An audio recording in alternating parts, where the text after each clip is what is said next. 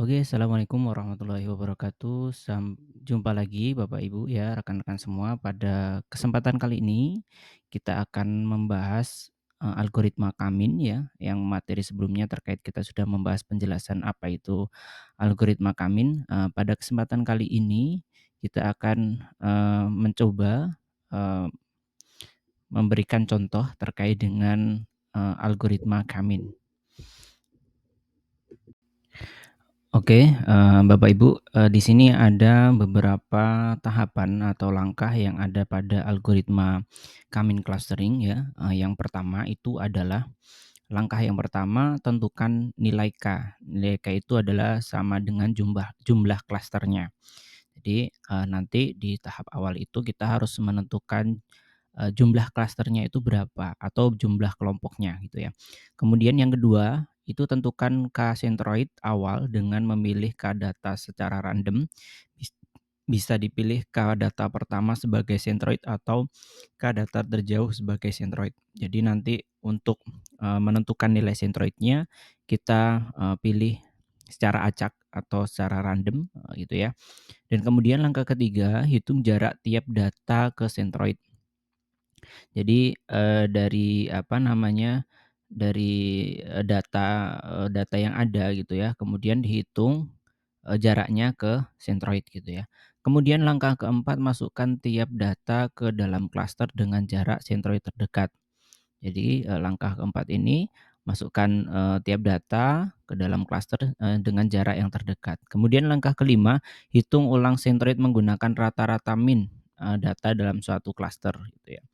Dari, jumlah apa namanya, data tadi ya, hitung ulang sentroidnya menggunakan, rata-rata min data dalam suatu klaster. Kemudian yang keenam, ulangi langkah 3 dan 4, 3, 4, 5, sampai konvergen, yaitu sampai tidak ada lagi perpindahan objek dari satu klaster ke klaster yang lain. Jadi nanti kalau nilainya sudah tidak ada perubahan lagi atau klasternya sudah tidak berpindah lagi, maka, akan terhenti atau sudah selesai gitu ya, perhitungannya. Dan apabila masih ada perpindahan klaster atau, apa namanya, nilainya berubah, maka kita harus mengulangi langkah, 3, 4, dan 5 gitu ya, sampai nanti terhenti gitu ya. Oke, pada kali ini contoh algoritma coming clustering, di sini saya beri contoh, misalnya, eee, nanti ada dataset ya, dari dataset itu ada satu tabel ya, merupakan tabel dataset dari 8 mahasiswa yang memprogramkan, mata kuliah gitu ya. Kemudian dari 8 mahasiswa tersebut akan, melakukan mengelompokkan ya gitu, dari 8 mahasiswa tersebut akan dikelompokkan menjadi 2 klaster. Bagian klaster yang pertama itu adalah kelompok pintar, kemudian klaster yang kedua itu adalah kelompok sedang, gitu ya. Nanti kita bisa lihat tabelnya gitu ya. Nah, ini adalah, tabel dari dataset, tabel 8 mahasiswa ya. Di sini ada, 8 mahasiswa, kemudian ada nama mahasiswa Andi, Tony, Tania, Sandi, Resti, Sastro, Rido, Putri, dan lain sebagainya. Nah, ini ada 8 mahasiswa ini, kemudian dari 8 mahasiswa ini untuk dikelompokkan menjadi kelompok pintar dan kelompok sedang atau klaster satu, klaster 2, itu ada beberapa, nilai yang digunakan, yaitu yang pertama itu adalah UTS, kemudian ada tugas, kemudian ada UAS ya. Ada 3 kolom atau 3 kriteria penilaian, dia itu masuk kelompok mana, kelompok pintar ataupun kelompok, sedang. Nah, jadi seperti itu ya. Oke, kita lanjutkan ya. Nah, selanjutnya, dari soal yang tabel tadi, dari dataset tadi, di dalam metode coming clustering tadi di awal sudah saya jelaskan ada tahapan-tahapan yang harus diselesaikan itu ya, urutannya gitu ya, dalam penyelesaian metode coming clustering. Nah, di sini, dari tahapan itu yang pertama itu kita menentukan jumlah klasternya. Di dalam soal tadi kita sudah menyebutkan bahwa akan dikelompokkan menjadi 2 klaster ya, kelompok pintar kemudian kelompok sedang. Jadi jumlah klasternya atau K-nya itu adalah 2. Kemudian, tahap selanjutnya yaitu inisialisasi awal sentroid, bisa pilih acak atau, dari 2 mahasiswa, sebagai titik awal gitu ya. Misalnya di sini saya ambil, eee, klaster 1 atau C1 itu adalah mahasiswa Andi. Kemudian C2 itu adalah mahasiswa Sandi. Nah, ini adalah nilai UTS, UAS, dan tugasnya gitu ya. Nah, kemudian tahap selanjutnya yaitu menghitung jarak ekludien dari setiap mahasiswa ke masing-masing sentroid ya. Jadi nilai sentroid awalnya kita sudah tentukan, kemudian kita hitung jaraknya dari nilai sentroid tadi ke, mmm, mahasiswa, dari setiap mahasiswa. Tadi ada 8 mahasiswa ya. Nah di sini, rumusnya yang bisa digunakan, D sama dengan, akar dari UTS, kemudian dan seterusnya gitu ya. Nah ini adalah rumus, hitung jarak atau ekludien gitu ya. Nah kemudian kelompokkan mahasiswa berdasarkan sentroid terdekat. Nanti kalau sudah selesai perhitungan hitung jarak dari data 1 ke 8, kemudian, dikelompokkan berdasarkan sentroid terdekat. Nah kemudian, tahap selanjutnya pada Coming clustering, hitung ulang sentroid untuk masing-masing klaster, rata-rata nilai setiap kolom ya. Nah, kemudian yang terakhir, ulangi proses dari langkah 2 hingga tidak ada perubahan klaster. Jadi, nanti kalau misalkan sudah dihitung, kemudian nanti kita tentukan sentroid baru, kemudian kita hitung lagi gitu ya. Kalau sudah tidak ada perpindahan, kemudian, sudah terhenti atau sudah konvergen gitu ya, sudah konvergen, sudah tidak ada perpindahan dari klaster 1, klaster 2 dan lain sebagainya. Itu berarti kalau sudah konvergen, berhenti gitu ya perhitungannya. Oke, kita lanjutkan. Di sini, saya ambil contoh satu, mahasiswa yang namanya Andi ya, di urutan pertama.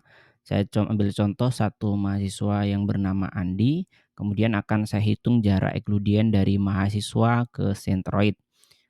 Karena Andi itu, sendiri adalah C1, tadi kan, nilai sentroid awalnya kita sudah tentukan ya, apa namanya, acak, kemudian saya pilih Andi dan, Sandi. Kemudian, karena nilai sentroid awalnya itu adalah Andi dan kemudian kita menghitung pada mahasiswa pertama yang bernama Andi, maka jarak ke C1 adalah 0 gitu ya, karena dia menghitung dirinya sendiri gitu ya. Dan kemudian untuk jarak yang kedua atau C2 itu adalah, hasilnya ya, hasilnya adalah 33,27. Nah, kesimpulan dari, sentroid 1 ke sentroid 2, karena jarak ke C1 lebih kecil maka Andi masuk ke dalam klaster 1. Seperti tadi di algoritma Coming clustering, jika nilainya, apa namanya, lebih kecil, nanti masuk ke klaster itu ya. Jadi seperti itu. Oke, tadi kita di iterasi yang pertama ya Bapak Ibu yang tadi di slide sebelumnya, di literasi pertama itu hasil dari klaster iterasi pertama itu bahwasanya C1 atau kelompok pintar gitu ya, itu ada namanya Andi, Tony, Tania, Resti, Sastro, dan Rido, ada 6 ya. Kemudian yang masuk ke klaster 2 itu ada, Sandi dan Putri. Jadi, dari perhitungan, iterasi yang pertama itu sudah dikelompokkan, itu hasil pengelompokannya ada, 6 untuk klaster 1 dan, 2 untuk klaster 2 gitu ya. Dan kemudian, kita akan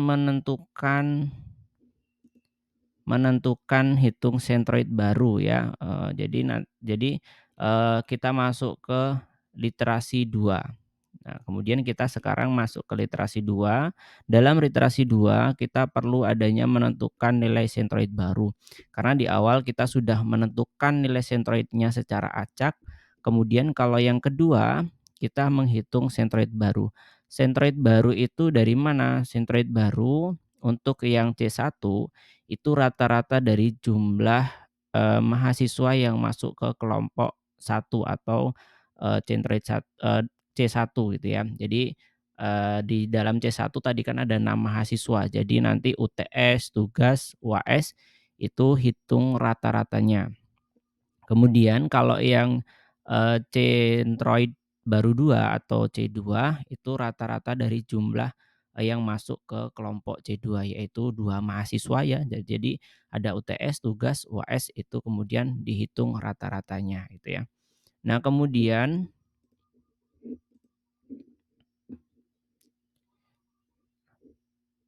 selanjutnya selanjutnya, hasil dari klaster iterasi kedua, itu bahwasanya C1 dan C2 itu tidak ada perubahan ya, tidak ada perubahan maka,